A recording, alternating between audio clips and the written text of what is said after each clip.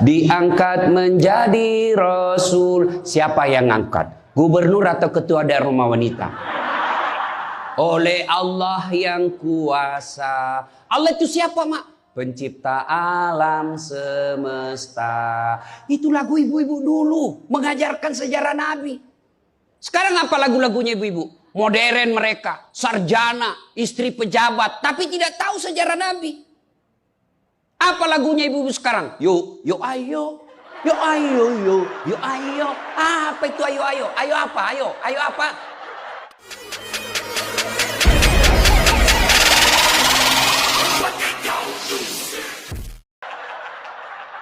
Putar ke kiri, nona. Putarlah ke kanan. Beleng-beleng. Apa itu? Apa gunanya itu lagu-lagumu itu? Putar ke kiri, putar ke kanan. Apa? Katanya majelis taklim, tapi lagunya tidak mendidik. Sudah 3 tahun majelis taklim, seragamnya 4. Olahraga depannya lakinya orang. Dia di depan sebajunya sempit. Bapak-bapak di belakang, di depan ibu-ibu 1. Bapak-bapak di belakang 2. Ini kelakuan majelis taklim ini begini. Ketawa ibu-ibu karena ibu begitu toh. Kalau 17-an apa lagu-lagu seperti itu? Mesti dari kecil sejarah Nabi kita ceritakan. Itu dulu ibu saya kepada saya. Sekarang kepada anak saya bikinkan lagu supaya dia tahu anak Nabi. Anak saya namanya Cek, saya ajari. Cek, nah nyanyi nak. Anak-anak Nabi ada 7 orang, 3 laki-laki, 4 perempuan. Pertama Qasim, Abdullah, Ibrahim, Zainab, Rutkaya, Ummu Kalsum, Fatimah.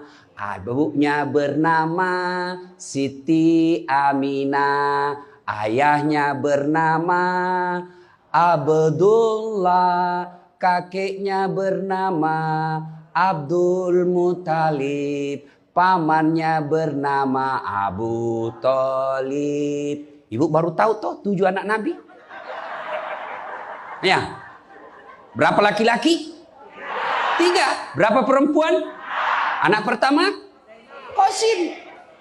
Coba. Ini dari sini kita tahu lagu. Maka ibu harus pandai-pandai mendidik anak, memperkenalkan sejarah Nabi supaya mereka cinta kepada Nabi.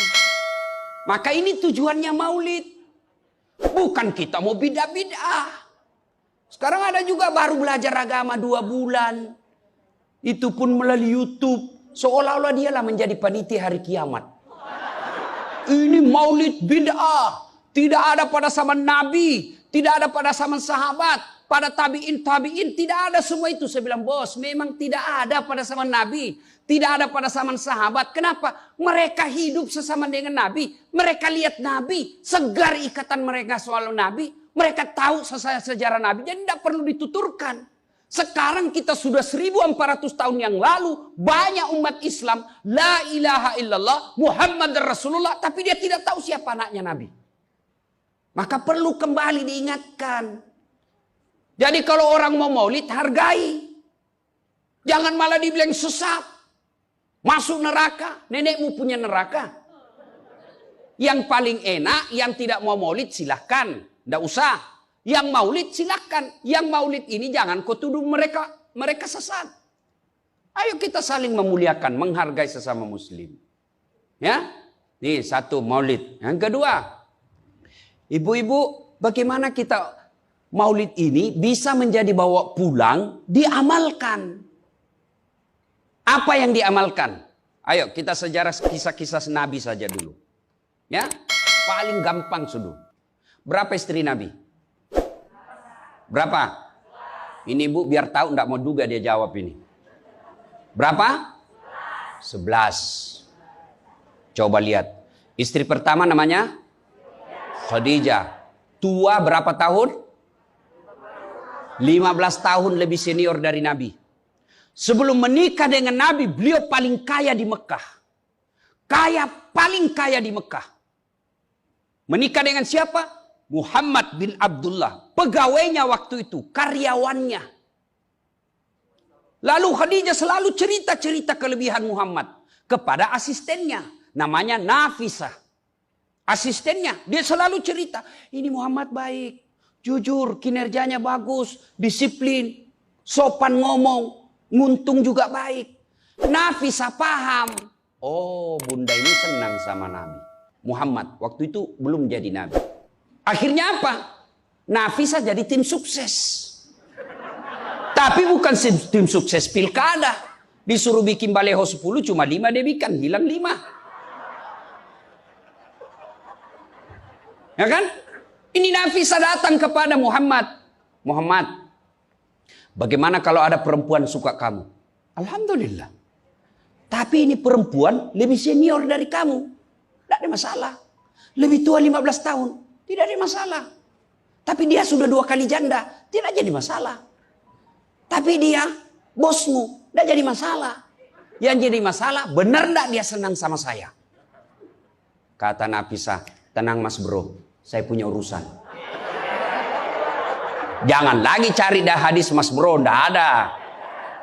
Lalu datanglah Nafisah kepada Khadijah. Bunda, bagaimana menurut bunda kalau ada laki-laki senang bunda? Alhamdulillah, terbuka jodoh. Tapi ini lebih muda dari bunda. Tidak jadi masalah. Lebih muda 15 tahun. Tidak jadi masalah. Tapi dia anak buahnya. Tidak jadi masalah. Yang jadi masalah, benar tidak dia senang sama saya? Kata Nafisah, tenang bunda, saya punya urusan. Ini namanya tim sukses yang tidak mempermalukan kedua belah pihak. Coba kalau Nafisah mau memanfaatkan situasi. Maka dia datang kepada Muhammad. Muhammad, dia suka kok bos. Tenang aja, ambil semua hartanya. Dia terlalu senang sama kamu. Nafisah kan tidak. Berarti ibu-ibu jaga perasaan orang. Jaga harga diri orang. Jangan permalukan orang. Meskipun ibu tahu ada aib dalam dirinya. Ini penyakitnya ibu-ibu. Apa? Tukang gosip. Ini. Duduk-duduk begini, damai tapi gersang. Oh, coba lihat siapa duluan pulang, dia jadi dibecawan. Jadi ini gini Pak Gubernur itu dia duduk-duduk itu. Dia enggak cerita tapi apa? Dia mulutnya enggak ngomong tapi bibirnya dong. Memang fitrahnya. Apa begitu orang sini? Bukan cuma di sini. Orang Amerika juga tukang gosip perempuannya. Fitrahnya. Maka Nabi katakan kalau perempuan mau selamat, jaga mulutnya, aman dia masuk surga. Cuma kan gampang sekali kita gosip. Lewat teman kita. Apa? Nggak serasi kudungnya sama roknya. Dia bilang iya. Lipstiknya palsu. Kenapa kau tahu? Melengket di giginya. Semua mau diurus. Iya kan? Ini penyakit kita. Semua mau diurus. Ustadz aja dia gosip. Itu juga bajunya waktu di YouTube. Saya dengar tadi dilewat tadi saya dengar. Itu juga bajunya waktu di YouTube. Astagfirullah. Inilah penyakit ibu-ibu. Ibu. Mau gampang masuk surga? Ketika Nabi Isra Mi'raj kan dibawa jalan-jalan masuk surga. Subhanallah. Alhamdulillah. Banyak perempuan dalam surga. Begitu Nabi dibawa lihat neraka. Nauzubillah min zalik. Ya Allah ampuni hambamu. Ya Allah ampuni umatku. Ya Allah. Kenapa? Perempuan ternyata lebih banyak dalam neraka. Ditanya kenapa bisa begitu? Ada 2 kelemahan perempuan. 1. Tidak mampu menjaga suaminya. Tidak mampu mengurus suaminya. Dan yang kedua tidak mampu menjaga lisannya. Jadi kalau ibu mampu menjaga lisan, aman. Itulah gunanya masker. Supaya ibu semua mau diurusin. Iya kan penyakit kita. Ya, Bu. Maka bertanyalah ibu-ibu di Makassar. Ustadz yang saya cerita ini kan benar. Memang begitu sifatnya Ustadz. Itulah benarnya namanya ghibah. Tidak boleh kita cerita kejelekan orang. Kalau dia salah yang ibu cerita namanya fitnah. Tidak ada jalan. Ayuhibbu ahadukum kata Allah. Sukakah kamu memakan bangkai sesamamu manusia? Maka berhenti cerita kejelekan orang. Jadi gimana solusinya Ustaz? Ketika datang orang cerita, Bu katanya, na'udzubillah min zalik. Kita berlindung kepada Allah dari keburukan itu, Bu. Belum tentu suami kita lebih baik dari dia. Berhenti itu. Cuma kan enggak kita. Memang. Enggak tahu persoalan. Biar enggak tahu persoalan. Ikut campur. Ibu kalau suka ikut campur bikin urusannya ibu, nanti takdirnya seperti tauge. Tahu tauge? Tahu tauge? Coba lihat tauge, Bu. Kita bikin soto Banjar, ada. Pecel, sayur, lemper, ada. Ada tuh kalau di Makassar ada lemper. Ayo, maka karena dia selalu ikut campur, Allah takdirkan semua tauge bengkok. Dah ada lurus toh? Maka kalau ada ibu-ibu majelis begini kumpul, teriaki saja pagi-pagi toge nih ya. Ini penyakit perempuan. Maka ini gunanya kita peringati Maulid supaya ibu-ibu pulang berhenti cerita kejelekan orang. Tidak ada gunanya menghabiskan amal-amal kita. Nabi pernah kumpul para sahabat dan bertanya, "Atadruna manil muflis?" Saudara-saudara sekalian, kau tahu siapa yang bangkrut nanti di akhirat? Mereka tidak sholat ya Rasul, dia sholat. Yang tidak puasa ya Rasul, dia puasa. Yang tidak haji ya Rasul, dia haji. Yang tidak bayar zakat ya Rasul, dia zakat sedekah. Kalau begitu siapa yang bangkrut ya Rasul? Jarusu wa khati'ur rahim. Tetangga yang jahat sama tetangganya dan yang suka memutuskan tali persaudaraan. Dan salah satu jahat sama tetangga dan memutuskan tali persaudaraan adalah mereka suka menceritakan kejelekan orang. Adakah orang yang senang dicerita kejelekannya? Ada? Ada? Ada ibu?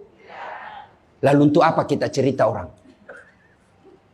Rajin betul istrinya majelis taklim. Baik betul itu istrinya. Tapi kasihan suaminya selingkuh kiri kanan. Lalu apa untungnya ibu cerita? Bu? Hei. Hei. Nah, satu. Pulang pengajian. Tinggalkan gosip. Dua, Rasulullah setelah menikah dengan Khadijah, usia 40 tahun, Nabi dilantik menjadi Rasul. Pulanglah beliau, 3 hari 3 malam di atas Gua Hira. Pulang menggigil. Dia ketuk pintu. Masuklah Nabi, kedinginan. Lalu Nabi berkata, istriku selimuti saya kedinginan. Kira-kira kalau ibu-ibu, apa jawaban ibu? 3 hari 3 malam suami tidak ada kabar. Di WhatsApp tidak dibaca. Di telepon di reject.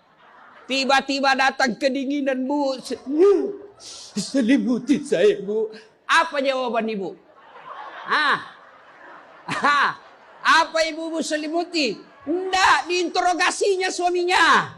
Mana HP-mu? Dari mana kau ini kedinginan?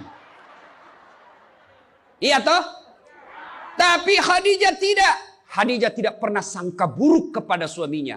Apa kata Khadijah? Sami'na wa ata'na. Hikmah yang kedua buat ibu-ibu, sangka baiklah kepada suami. Demi Allah, tidak ada kebahagiaan rumah tangga yang dipenuhi dengan sangka buruk. Ibu mau bahagia dengan suami? Mau? Hilangkan sakwa sangka. Hilangkan sangka buruk. Telepon suami tidak dijawab pagi-pagi. Sangka baik. Oh, berarti suami saya lagi sholat duha. 1 jam kemudian ditelepon. Belum dijawab juga. Oh, berarti suamiku lagi meeting dengan gubernur. Telepon lagi siang-siang tidak jawab. Oh, berarti suamiku lagi sholat berjamaah di masjid. Sore ditelepon tidak dijawab-jawab. Oh, berarti suamiku dia lupa handphonenya. Tiba-tiba sore masuk WhatsApp teman kita. Saya lihat suamimu bonceng cewek. Cantik betul. Oh, berarti suami saya lagi nge-grab.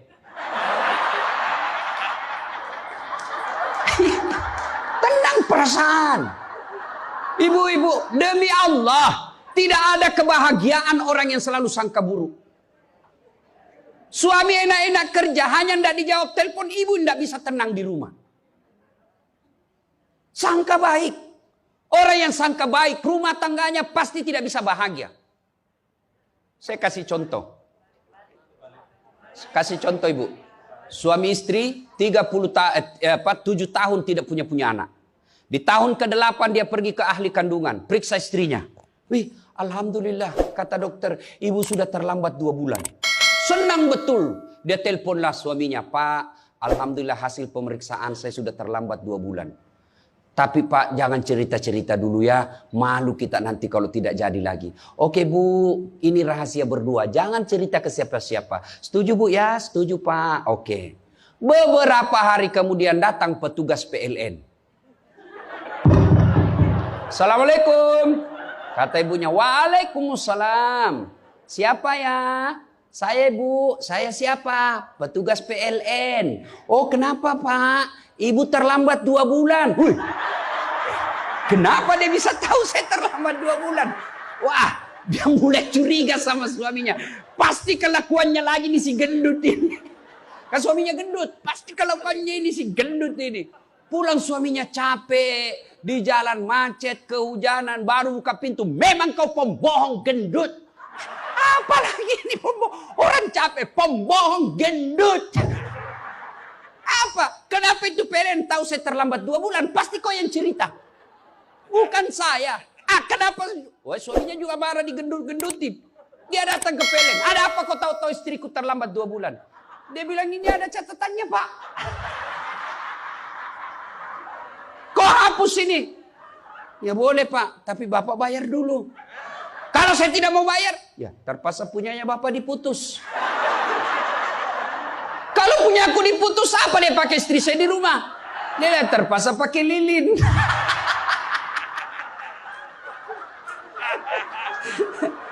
Inilah bahayanya sangka buruk. Bu. Halo Ibu. Bu. Salatullah salamullah ala toha Rasulillah. Salatullah salamullah ala yasin habibillah. Oleh-oleh kedua pulang maulid, hilangkan sangka buruk. Tidak ada kebahagiaan orang sangka buruk. Begitu juga kepada pimpinan kita. Kok saya dimutasi? Sangka baik. Saya tadinya kok kepala dinas menjadi staf ahli. Berarti Bapak dianggap ahli. Ini staf ahli kan enak. Ahli yang tidak ada stafnya. Sangka baik.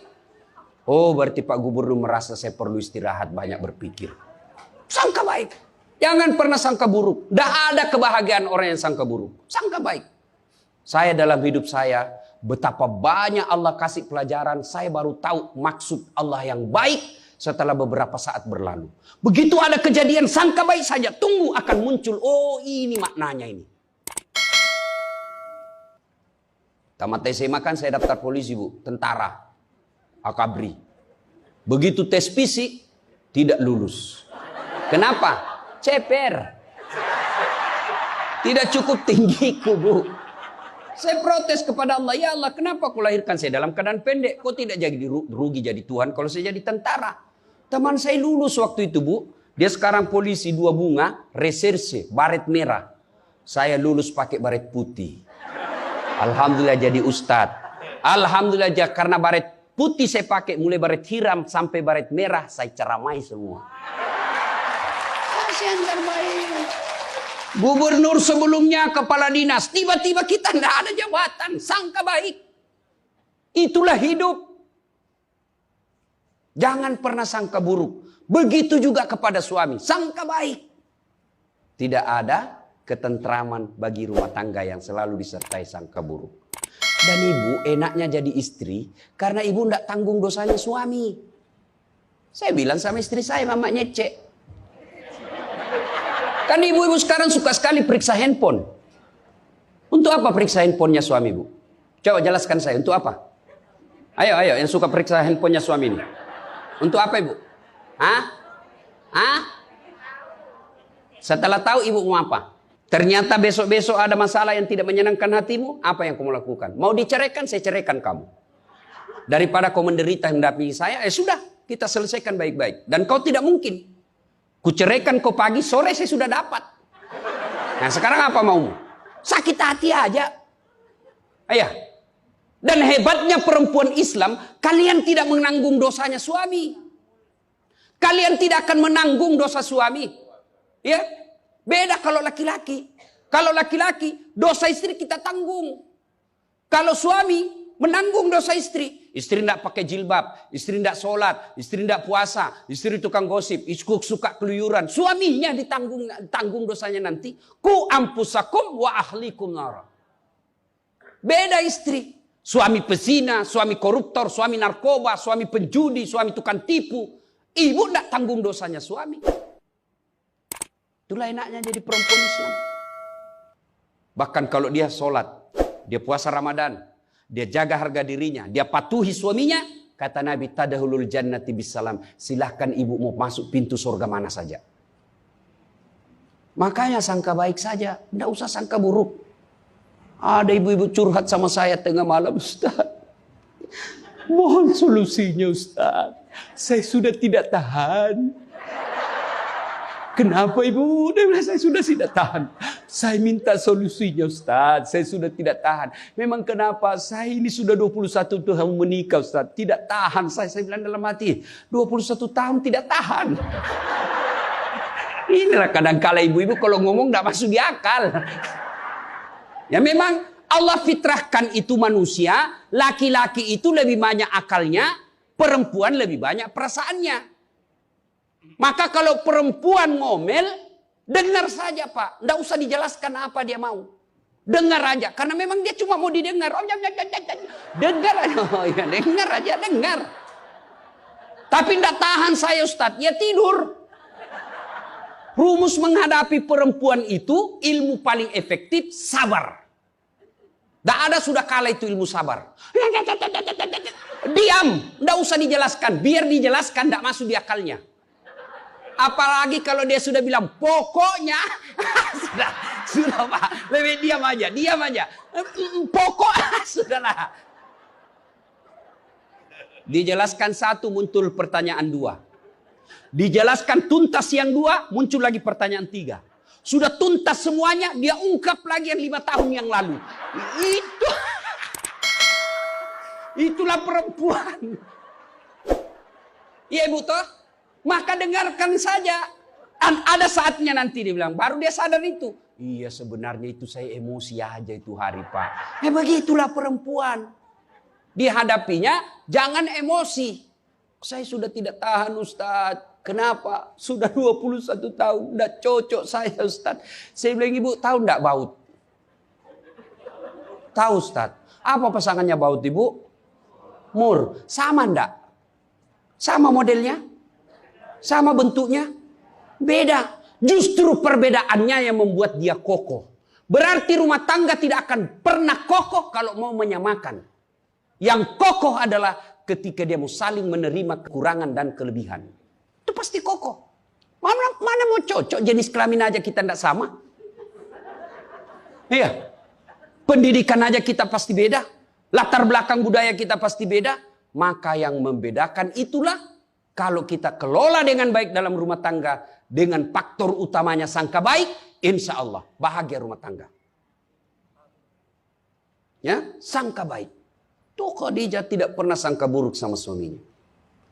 Khadijah ketika beliau sakaratil maut, usia 65, beliau sakit.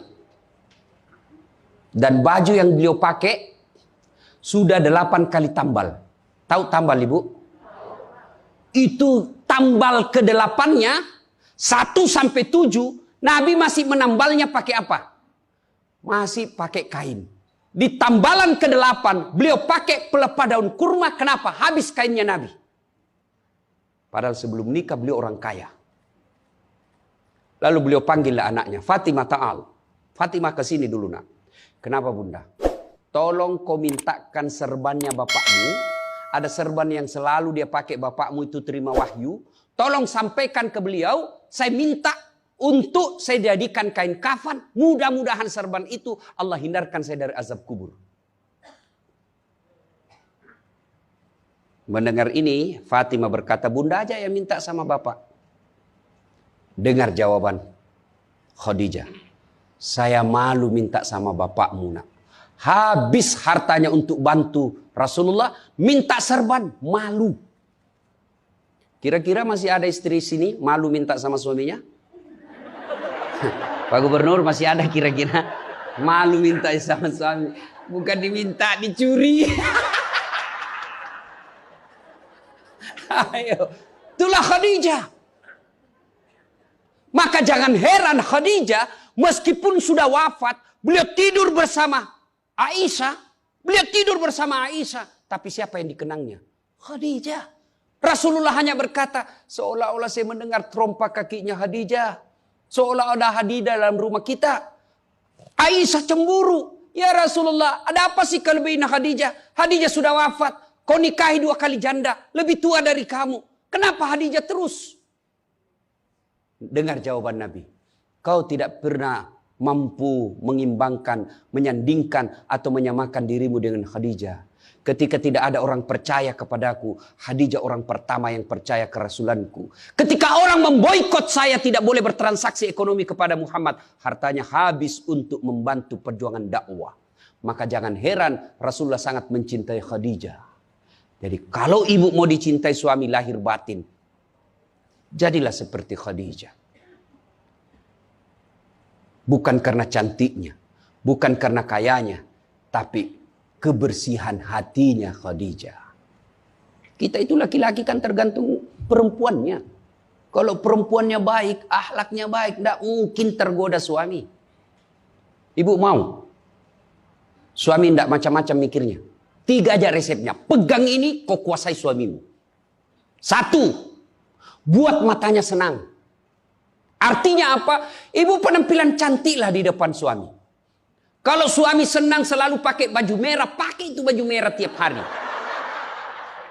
Kalau suami senang warna-warna emas, pakailah itu tiap hari. Ya. Tapi saya tidak senang warna begini Ustaz. Bukan untuk ibu, tapi untuk menyenangkan suami. Dandannya seorang istri, menyenangkan hati suami. Itu ibadah buat seorang wanita. Yang kedua, buat perutnya senang. Bagaimana caranya? Bikinlah masakan kesenangan suami. Kalau tidak bisa tiap minggu, sekali sebulan. Ketika terima gajinya suami, terima honornya suami. Ya WhatsApp suami, SMS suami, telepon suami. Bang, jangan makan di luar hari ini. Hari ini saya masak spesial buat abang. Masakan kesenangan saya sudah siapkan di rumah bang. Aman bang, jangan makan di luar. Ini hari spesial buat abang. Senang kita jadi suami.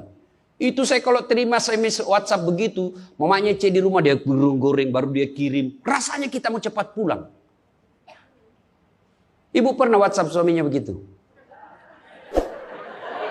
Paling di WhatsApp, bang jangan lupa singgah beli telur.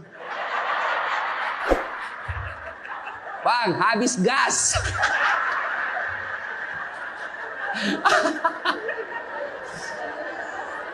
Kok tahu Ustaz? Ya saya rasakan juga. Pernah suatu kali Pak Gubernur pulang saya ceramah takziah malam-malam di Makassar. Tiba-tiba masuklah WhatsAppnya mamanya C. Ustaz, habis pembalut. Aduh. Tidak mungkinlah sopir saya suruh ini istri saya. Sudahlah, saya singgah, saya berdoa. Mudah-mudahan tidak ada yang kenal saya. Begitu saya bayar, ada ibu-ibu datang. Iya Ustaz, beli pembalut. Saya jengkel, langsung saya balik. Biar daripada saya melahirkan. Tenang perasaan. Mungkin ego kita ini buat kita juga laki-laki. Ya. Kadangkala ego naik, masa saya eselon, masa saya kepala dinas, masa singgah beli pembalut. Jangan lihat eselonnya. Pakai ilmunya Umar bin Khattab. Umar bin Khattab, ada sahabat yang selalu mau datang, mau laporkan istrinya. Kenapa istrinya suka ngomel? Maka dia berharap Umar panggil istrinya supaya dinasehatin. Begitu dekat dengan Umar bin Khattab, dekat dari rumahnya Umar, dilihatnya Umar juga dimarahi sama istrinya. Balik dia bilang, Pak Umar aja dimarahin. Balik besok ketemu. Ya Amirul Mukminin, presiden lah waktu itu. Saya lihat kemarin Anda istri ngomel-ngomel, Anda senyum saja. Dengar ini jawaban bapak-bapak ini, para pejabat nih yang hadir. Dengar apa jawaban Umar. Begitulah cara saya berterima kasih kepada istriku yang telah hamil, melahirkan, dan menyusui anak saya. Coba, hilang itu emosi Pak, hilang itu harga diri. Kalau kita sudah ingat bagaimana susahnya itu ibu melahirkan, hamil. Masih ingat ibu-ibu waktu hamil? Masih? Ada ndak enaknya itu orang hamil? Untung saya tidak pernah hamil. Oh, coba ibu-ibu kalau hamil, jalan aja setengah mati. Aduh, sudah mau mau duduk aja, mana ada ibu hamil langsung duduk aja. Udah standar samping dulu itu kasihan. Iya ibu, ya benar. Kalau kita laki-laki paling ngidam. Ustaz, apa doanya berhenti ngidam istri? Ngidam apa istrimu? Nanti dia bisa tidur kalau dilihat saya di atas lemari Pak Ustaz. Jadi kalau istrinya mau tidur jam 10, setengah 10 sudah di atas lemari. Saya berarti kau dongo-dongo itu dikasih kerja di konsumsi. Yang kedua kata Umar, begitulah cara saya berterima kasih kepada istriku yang telah melahirkan anak saya. Masih ingat waktu melahirkan? Masih? Ada ndak ibu-ibu melahirkan senyum? Ada? Mentang-mentang istri gubernur keluar sayang. Setengah mati juga biar istri gubernur. Nggak ada. Itulah susahnya jadi perempuan. Maka ketika suami disuruh sama istri, bayangkan sulitnya melahirkan. Yang ketiga kata Umar, begitu cara saya berterima kasih yang telah menyusui anak saya. Masih ingat waktu menyusui? Masih? Terutama waktu tumbuh giginya.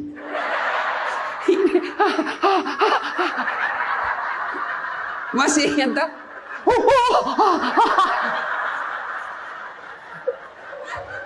Untuk saya tidak pernah rasakan. Bu kalau digigitkan, mana dia ditinjau nanya, kok gigit saya? Tidak, dia usap, lepas nak. Iya ibu, iya. Siang anaknya, malam.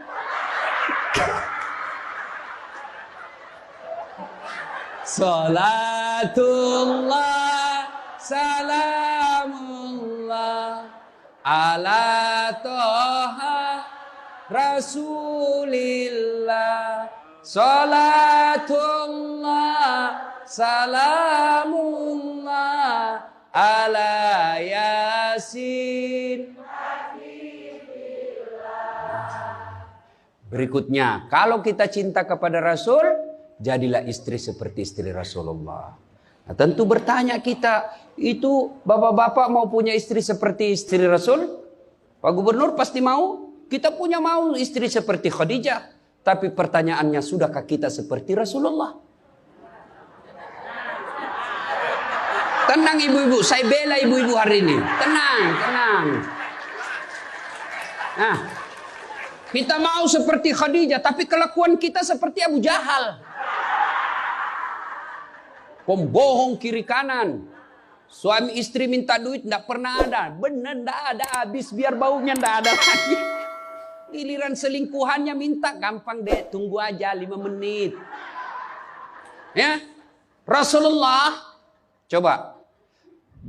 Begitu memuliakan istri, beliau tidak pernah kusam rambutnya di depan istrinya. Coba itu.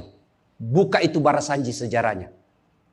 Rasulullah beliau yang bersihkan tempat tidurnya.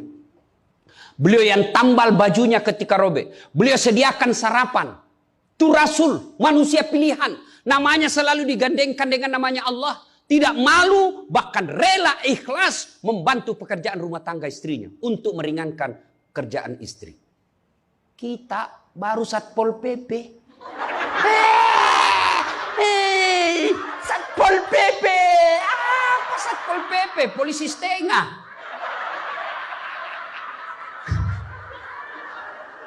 Baru pegawai honor, macam-macam ceritanya. Tidak ada kehinaan bagi laki-laki yang memuliakan istrinya. Tidak ada kehinaan suami yang membantu pekerjaan istrinya. Rasulullah mencontohkan itu. Beliau kalau keluar rumah sudah ada sisir. Masuk ke kamar rapi baru keluar. Kita sudah habis pisang goreng 4 masih berantakan rambut. Begitu istrinya katakan, bang, baik-baik itu rambutmu apa? Kenapa kau urus rambutku? Rambutmu kau urus. Itulah Rasulullah. Rasulullah subhanallah, dari 11 istri beliau tidak ada satupun yang dia panggil namanya. Beliau tidak pernah memanggil Khadijah. Beliau tidak pernah memanggil Aisyah. Aisyah beliau panggil apa? Ya Khumairah. Yang kemerah-merahan pipinya. Karena memang Siti Aisyah merah delima pipinya. Maka bapak-bapak Pak di sini, Pak Karo, panggil istri kita dengan panggilan kasih sayang. Wahai istriku yang termancung hidungnya di lorong 3. Dia bilang tidak mancung hidungnya Ustaz. Ya giginya lah kau lihat. Justru giginya mancung Ustaz. Jangan terlalu jujur. Mentang-mentang istri kita hitam panggil Tam. Hitam. Apa kata istri kita? Apa PC? Masa suami istri. Katanya Islam ini agama yang paling paripurna. Kok kita saling PC hitam? Ya. Rasulullah, beliau kalau minum bersama istri beliau, kalau beliau minum gini. Bismillahirrahmanirrahim. Hebatnya Rasul, kalau beliau minum satu teguk dikasih lagi istrinya. Minum lagi. Kasih lagi istrinya. Hebatnya bekas bibirnya Aisyah itu yang diminum oleh Rasulullah. Bekas bibirnya Aisyah. Masya Allah. Coba kalau kita Pak Kadis. Istri, bekas bibir istri. Bau betul mulutmu.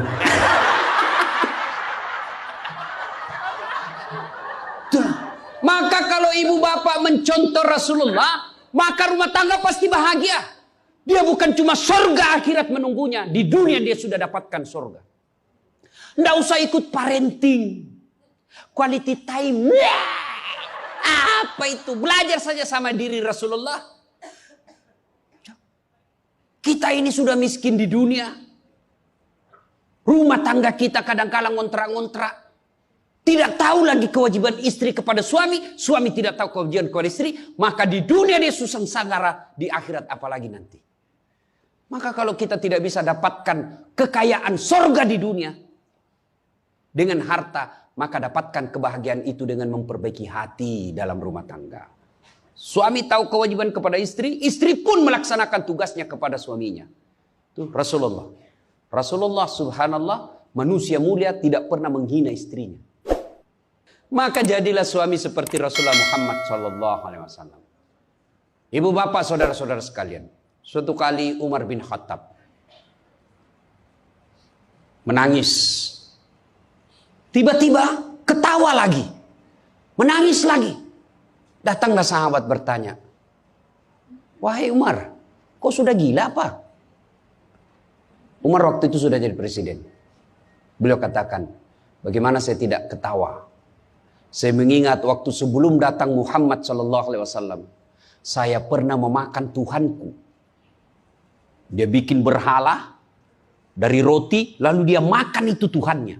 Dia bilang, bayangkan hebatku dulu sebelum ada Muhammad. Tuhan pun saya makan.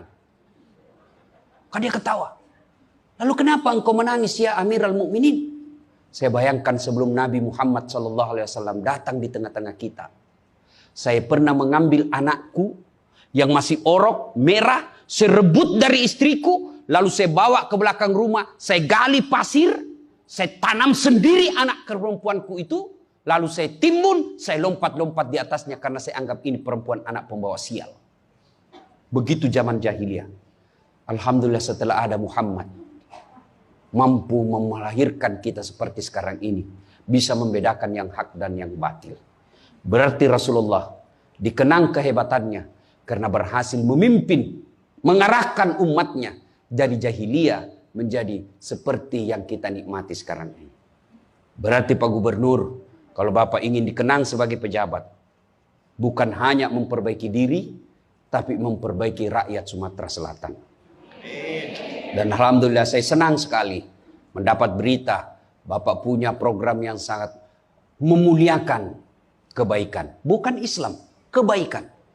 Satu desa, satu lurah, satu rumah tahfiz. Meskipun Bapak sudah tidak menjabat sebagai gubernur, selama rumah tahfiz itu dimanfaatkan, maka itu akan menjadi amal kebaikan dunia sampai di akhirat. Tapi percayalah, tidak mungkin Pak Gubernur hebat tanpa didukung sama istri. Tidak mungkin. Ini istri tidak kelihatan perannya, tapi menentukan SK. Benar. Biar Pak Gubernur senang sama Bapak, kalau istri Pak Gubernur tidak senang, berpengaruh itu tanda tangan. Memang sudah itu begitu yang namanya kehidupan manusia. Saya juga tidak bisa hebat ceramah begini kalau istri saya tidak mendukung. Saya mau bikin naskah, digangguinya saya. Pergi sama bapakmu, cepat kau ambil itu. Nangis sana, mana bisa kita bikin naskah? Begitu kita mau ceramah, dia curi kita punya naskah. Apa? Mana bisa? Allah Subhanahu wa Ta'ala berfirman, mana sudah ini? Mana naskah kita?